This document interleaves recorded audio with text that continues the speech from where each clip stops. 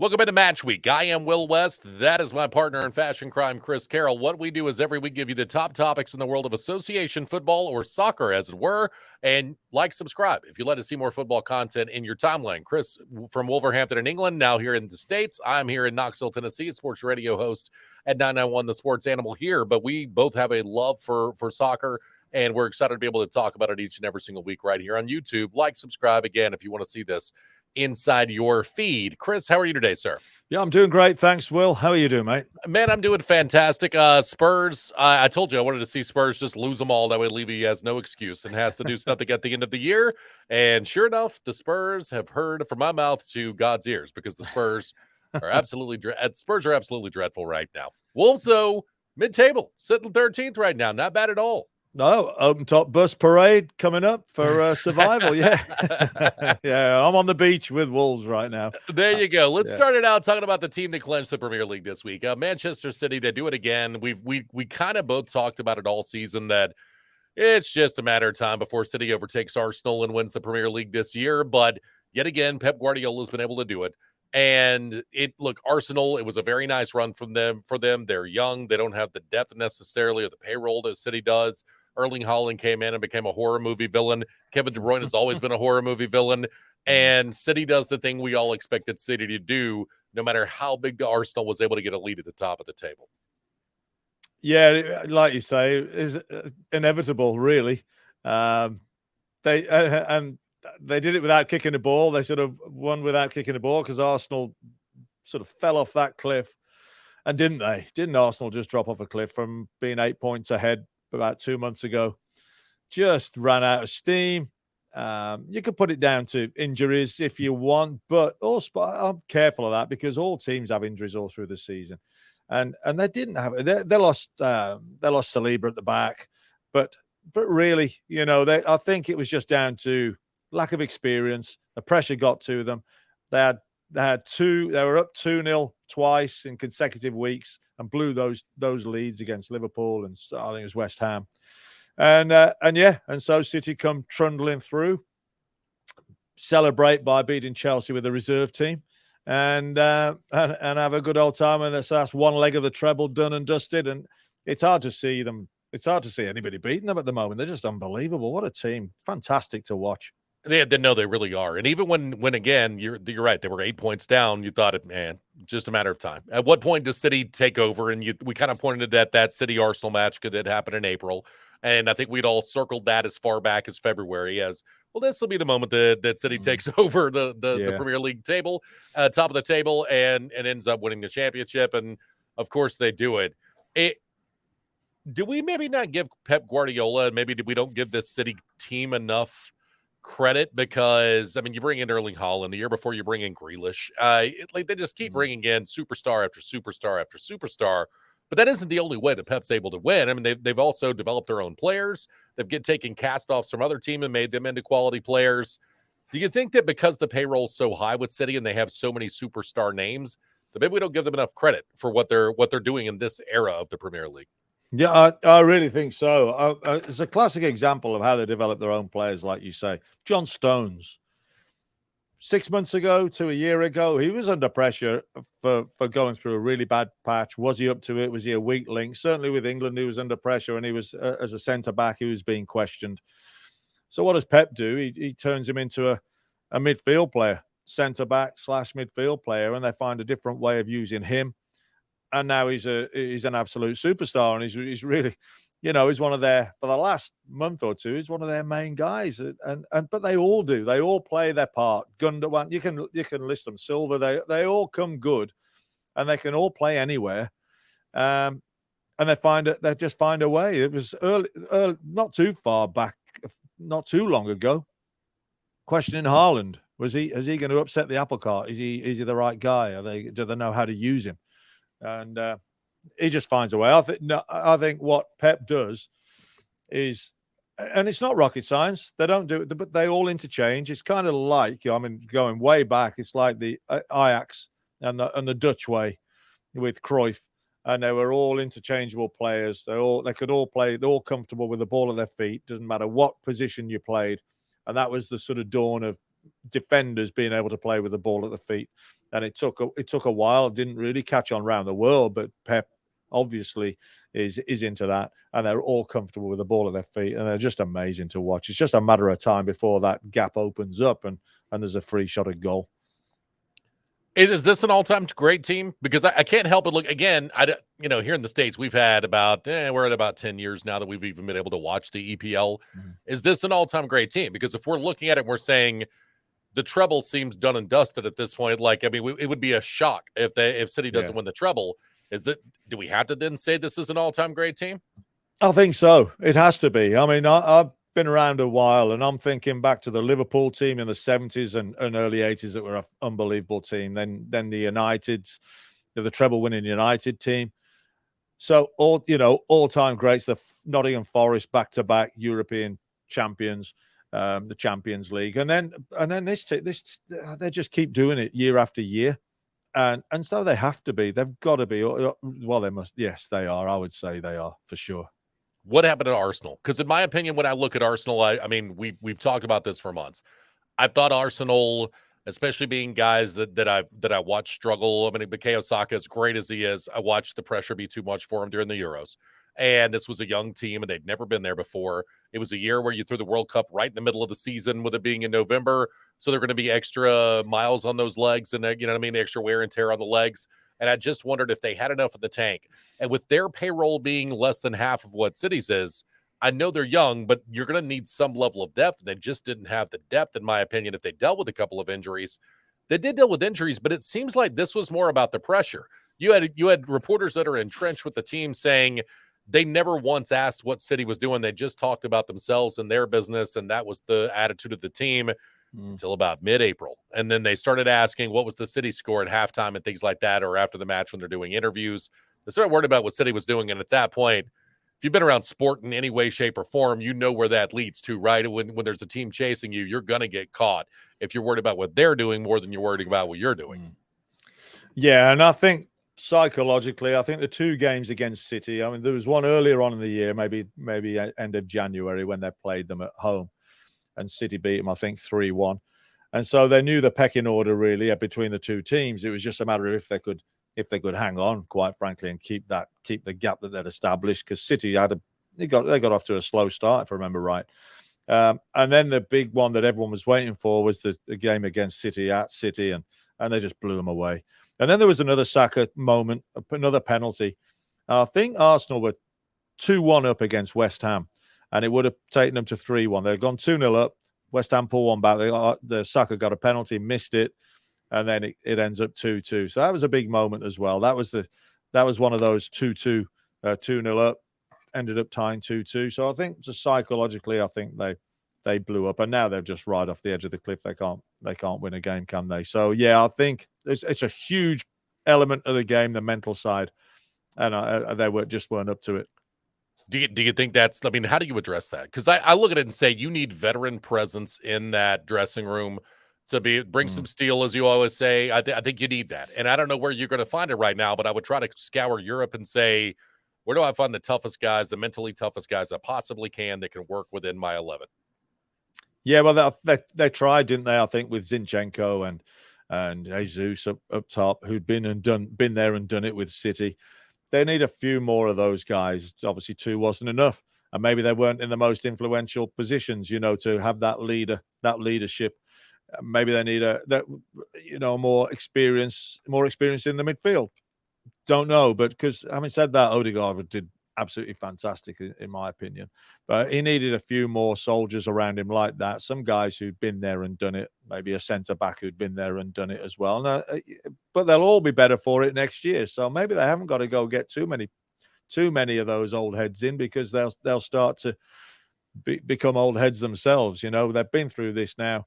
They'll be stronger for it next season. That's where you learn, right? I mean, how do you learn to be tough? Is that you face failure, right? And you face defeat, and you get your heart broken, and that toughens you up. And so you're right. This Arsenal squad should be much better and being able to handle a pressure situation after getting their heart broken this year. From Arsenal collapsing to their biggest rival absolutely imploding, what is going on with Spurs right now? Tottenham lose again this week, and they just continue. Frankly, At this point, if you're picking them to beat anyone, and they played Leeds this weekend, and with Leeds trying to get a win to maybe get out of relegation territory, I'm just going to tell you as a Spurs supporter, Chris, there is no reason to pick Tottenham to win that match whatsoever. There is not. They've just fallen completely apart right now. In your mind, what's wrong with Spurs? I really think it's the foundations at Spurs. And I had a look at Spurs management, the managers they've gone through in the not too distant past. And over the last couple of years, well, Mourinho was there for 5 months. And then after that, it was Nuno. And people forget that Nuno was a lot of people forget he was a manager there. He came and went in 4 months. And then Conte was the one who stayed around for the longest, a year and a half. Then Stellini for a month, then Mason for a month. And I think Mason was in there between Nuno and Conte for a month as well. And it's just no way to run. It's no way to run a soccer club and build a successful team. And so there's been money spent, as you always point out, not on superstars. It's been spread thinly, I guess. But that's doable if you're buying the right players. Then you look at your Brightons and your Bournemouth and your Fulham, and that's not where Spurs want to be as a top club. And you look at the table at the moment and seeing Spurs as at 8th place, it just doesn't sound right. It just doesn't look right. It's Spurs are always up there, even if they're going through tough times. They're always up there. They're always like close to top 4, but now they're 8th, and so. It's really falling out. They talk about fall off a cliff. It really is happening, and as you say, maybe it'll force Levy's hand, and it's exactly what all the fans needed or wanted at the end of this season, because they're not scraping that 4th, 5th place. It's completely gone. So something's got to change. Yeah, you look at the managerial situation now, right? You could have had Nagelsmann, and instead he just wanted to know who the director of football operations was going to be, and you wouldn't tell him. And like, what? You wouldn't let him know what area you're looking for. This is the guy you want to be your manager, and you don't tell him who you're targeting for that job to be able to bring in the manager that you want to run your club. It makes no sense. And you're right. I think at the end of the day, the problem is the way that they do business. And I think if you're a player and without question, it doesn't matter what I do, we're a train wreck, and we're going to be a train wreck. The one thing, so many Spurs fans and media members got mad about what Antonio Conte said on the way out before he was fired. Did you hear one player dispute that? No. Not one. No. Because it was true. And because it's a train wreck, and Levy's a train wreck of a human being, and it's always going to go from the top down. Now, the problem is the top down should not be Daniel Levy, but it is that way with Daniel Levy. So you need a new operations person, you need a new manager, and you need new players at the end of the day. And look, if you're going to try to win like Chelsea, then spend like Chelsea. If you're going to try to win like City, then spend like City. If you're going to try to win like Arsenal, then you need to go then try to win like Arsenal. If you're going to have a payroll like Arsenal's, it needs to be young guys. That's the only way that you can try to be even more successful than they have, but that's not what it's about. It's about revenue for Daniel Levy, and only revenue. And it reminds me of a business that protects its legacy products, and instead of trying to have something new and something better and continuing to grow.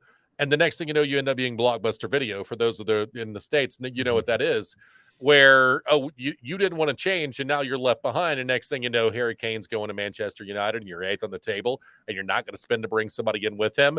I do think they have to spend a little bit, and they're going to, but my concern as a Spurs fan is you're going to spend just enough to try to make it look like you spent, because that's what it's about. It's not about becoming the best team you can be and trying to win silver. It's about looking like you spent, so that as opposed to trying to be the best you possibly can be. And that's the Levy way of doing it. And that's why Spurs are a train wreck. And as long as he owns the club or draws breath on planet Earth, it's just going to continue to be that way. Oh, I mean, about your greater knowledge as a Spurs fan there, Will. But surely it's get a manager in first, isn't it? Because you can buy who you want, and they have bought who they want, not who the fans want, but who Levy wanted. But surely a manager would get a tune out of those players who's the players know is going to be around. Right now, there's been assistants for the last couple of months. There was Conte, and everyone knew he was leaving. And so the players aren't going to lose their jobs. They're thinking, well, why am I going to bust a gut now?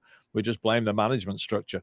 You've got to get a manager in. Why they haven't got somebody in before now, I don't know. Who knows what's going on with in Levy's meetings? Like you say, you can't, if he's not going to say who the sporting director is going to be, then it's an absolute mess, and from top to bottom, and it needs sorting. It needs sorting quickly. Otherwise, you're going to roll into the summer, into the next transfer window, and it's going to be worse than it normally is for Spurs. He usually leaves things last minute anyway, but it's a manager, a coach. He could have done a coach could have done. We were looking at these players for the last few games of the season, and it would have booked the players up because they'd have known he was going to be the gaffer for next season, and they would have put a shift in a bit. But everybody's cruising. No one cares really, or at least it looks like it. Other than Harry Kane, can't believe he's scored 28 goals again in this crisis season. Unbelievable. I mean, he's carrying the club on his back at the moment. And but will he be there next year or not? Who knows? Who knows that as well? So yeah, it's a complete mess. And my biggest problem is, as a Spurs supporter, I don't believe whoever Levy hires, I don't believe the intention is for that to be a long-term hire. Nothing Tottenham does right now seems like it's meant to be long-term. It's just meant to put out fires. That's what it seems like they're always trying to do. It's a kind of a business term that we use here in the States, where you go around waiting and say, okay, let's see what's wrong. Let's go make this right. Instead of setting up a culture and trying to win, it just always seems like that. And part of it's that you don't bring in a sporting director, you don't bring in your manager and then say, okay, who do we want to get rid of? Who do we want to keep? What kind of players fit your system? We're just going to go get players willy-nilly and then hope they fit whatever system with the manager that we bring in, and we'll try to bring in the best manager with the best name we possibly can. And let's do this all over again in January, because that's probably what's going to happen, because there isn't a long-term plan in place. Now, from a player perspective, the future, you have to rebuild. And so there's talk that you have to replace Lloris. You're probably going to have to replace Harry Kane. At this point, if you don't respect Harry Kane's wishes and sell him on somewhere else, it's just disrespectful for what he's done for you as a club. And it's sad as a supporter to say that, but that's the truth. You're not good enough in the midfield or fast enough in the midfield. You brought in players from the outside that they're wing backs, and I don't know that necessarily fits what the next guy's going to do, but good luck trying to figure that out. And so you'll probably have Son in the middle. You have a couple of different options on the outside. David Reyes, one that was mentioned today as a possibility to be brought in to be the replacement for Lloris.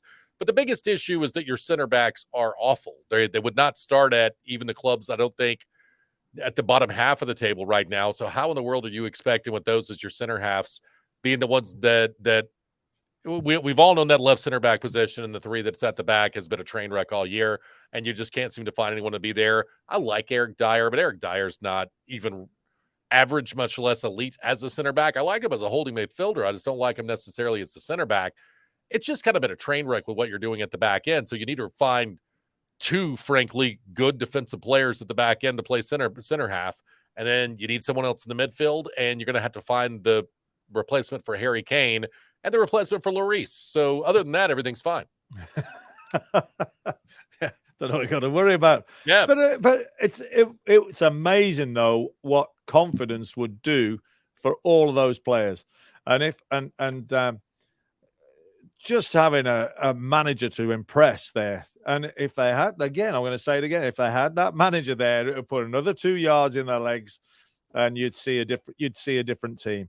And there's two main facets to soccer. There's what the team does when they've got the ball, and what the team does when they don't have the ball. It's not that complicated, and surely a manager can come in. And I hear Spurs fans, when Conte was manager, and it was dull defensive soccer and just to hang on. I heard Spurs fans say, look, if we're going to lose, at least go down playing entertaining soccer. So, because it's the Spurs way. Well, get a manager in who can play some entertaining soccer, keep building, and at least, like the fans say, at least we'll be entertaining, and hopefully with a bit of time with a manager who does play that way, like an Eddie Howe, or there's managers out there who are getting a lot out of what you call average players. They're all anyone who rolls up on this in the Premier League is a decent player. They're either motivated or they're not, or playing in the right position or they're not. It's not that difficult, and a lot of it's man management. A lot of it's putting their arm around that player who to say, "Come on, well, you're valued and you can do this," and all that. And but none of that's there at the moment. And I don't think it's too much of a difficult fix, to be honest with you. Yeah, and I also wonder, as part of the issue, that you brought in managers who are used to, we have the highest payroll in the league, and I can manage the team, I can manage the dressing room, I can manage the personalities, and then you hand them the 5th highest payroll in the league, and yeah, it's going to be a struggle. They're not used to having to develop the talent, as opposed to, because Mourinho's not a guy that ever dealt with having half to almost a third of what the top spending club in the league had. He's not used to dealing with that. He's a fantastic manager, but I don't think that's the situation he's been in. Conte is not used to having half or less than half of what the top spending team in the league has right now. And I do wonder, then is it Graham Potter or somebody like that maybe best off for Spurs with where they spend and what they are, because the roster's not terrible outside of a couple of different positions that need to be shored up. But I do wonder if they're square peg round hole with the type of manager you're bringing in versus the type of player that you're bringing in. Yeah, quite. With Conte and Mourinho, there don't seem to be coaches who develop players, and they don't seem to want to be. Quite honestly, the way that they throw the players under the bus a lot of the time and take no blame themselves. I would argue that Pep could come in there and like Deserby at Brighton, and Brighton's more realistic because you could look at what Pep's done in Manchester City and go, well, they're all fantastic players. But if Pep went into Brighton, Deserby went into Brighton, unbelievable to watch now. Brighton are.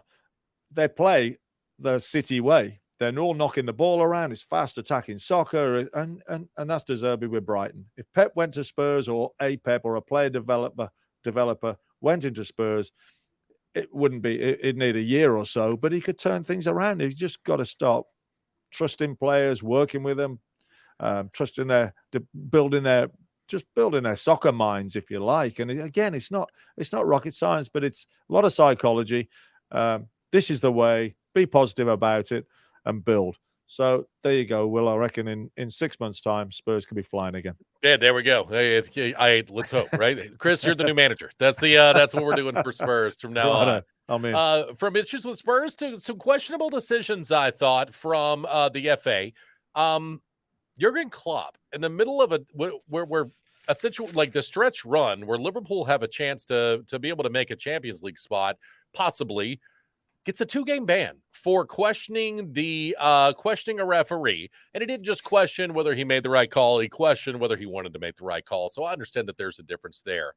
Let's start there, and we'll talk about Ivan Toney after that. But suspension for Jurgen Klopp, 2-match ban, is that fair in your mind?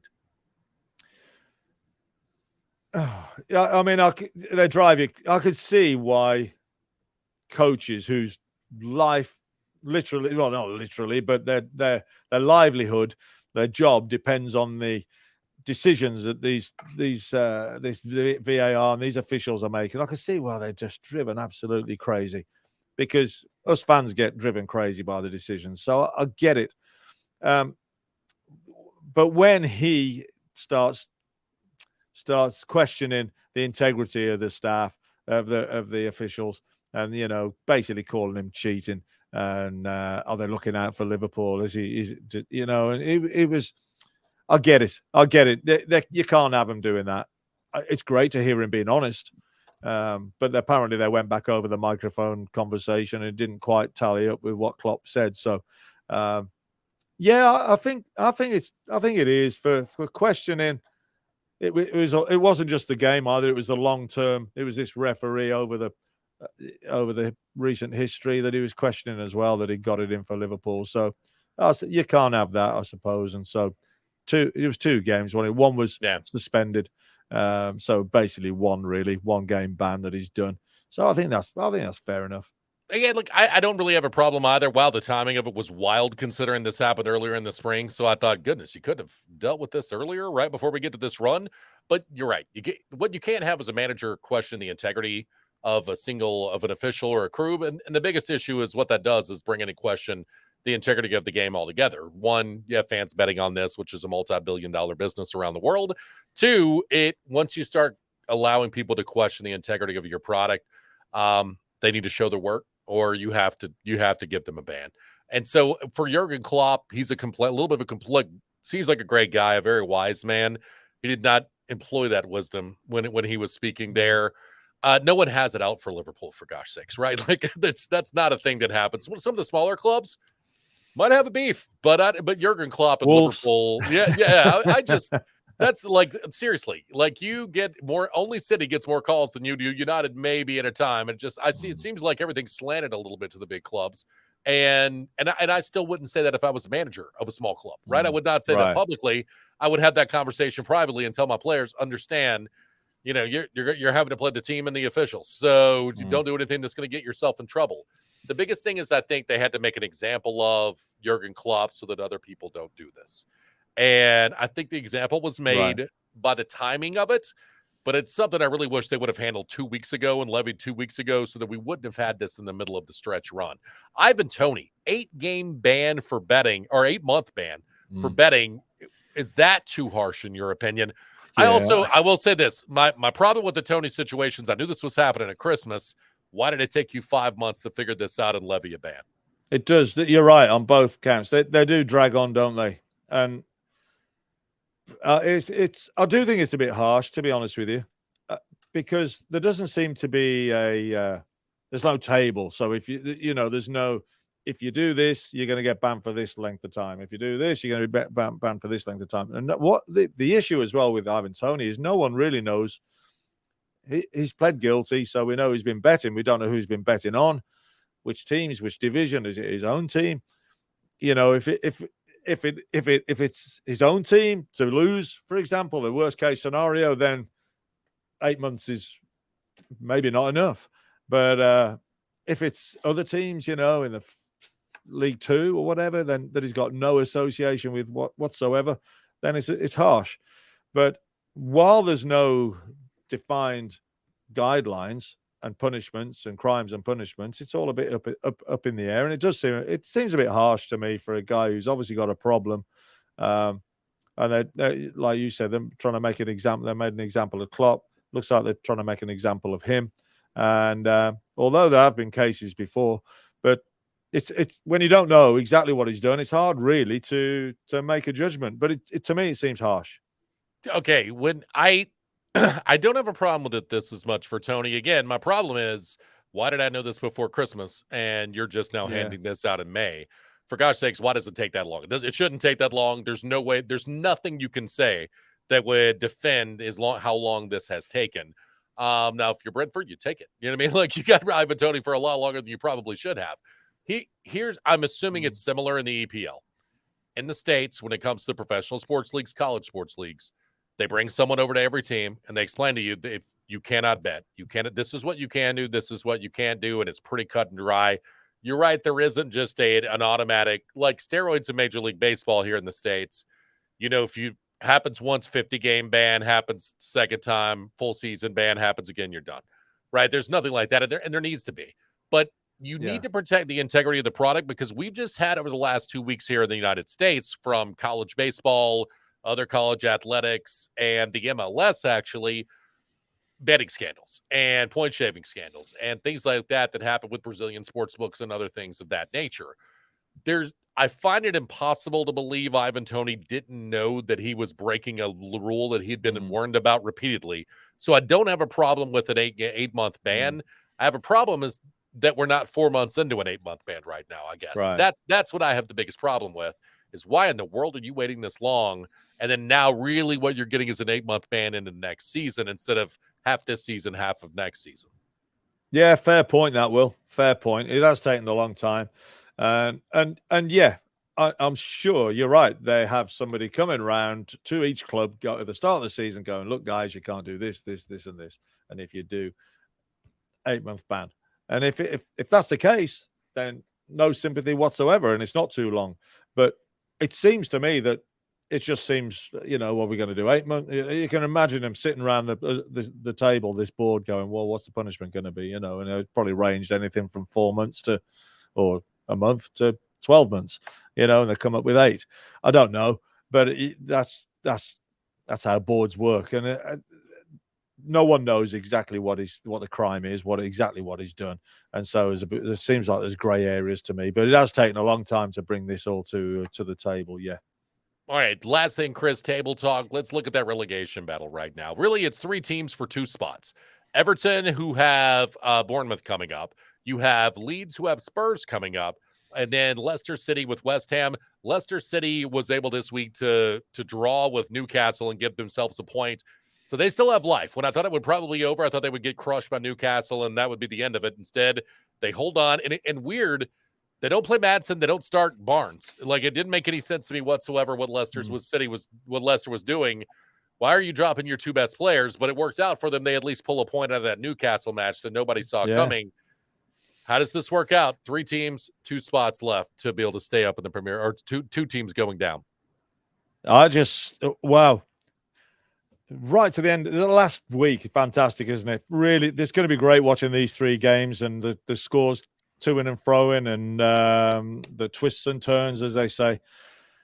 As poor as Spurs have been, I don't think Harry Kane switches off, and I can't see Leeds. All 3 teams, incidentally, are at home as well, so they've got that going for them. Now, 6 months ago, you look at Leeds against Spurs, you think, oh man, Leeds have got no chance. They do have a chance, though, the way Spurs are. But I think Harry Kane doesn't switch off. He's good for a goal or 2. Leeds don't score many, and the defense is a bit iffy, or a lot iffy as well. So I don't see Leeds. I see Leeds going. Leicester against West Ham. Now, West Ham are going to be resting players, presumably, for their Europa Conference League final. So that opens the door. I think Leicester are going to get something. I think they're going to beat West Ham as well. And the iffy one for me is going to be Everton and Bournemouth. I think Everton might trip up against Bournemouth. I'm not sure, but I've got a feeling about Leicester getting out of this. So I think Everton, and I don't see Leeds beating Spurs. So I've got Leeds and Everton going, Leicester surviving. My goodness, that would be, which again, no way in the world did I saw that coming a couple of weeks ago. I'll take West Ham. I'll take to beat Leicester City. I think all 3 lose. And with that being the case, I think it just kind of stays where it is. The one that I feel probably the best about maybe is Leeds with the best shot. But look, Leicester could absolutely beat West Ham. I just can they put together 2 great performances in a row? It's not something they've done in a while. So that's the hard thing that it is for me to believe.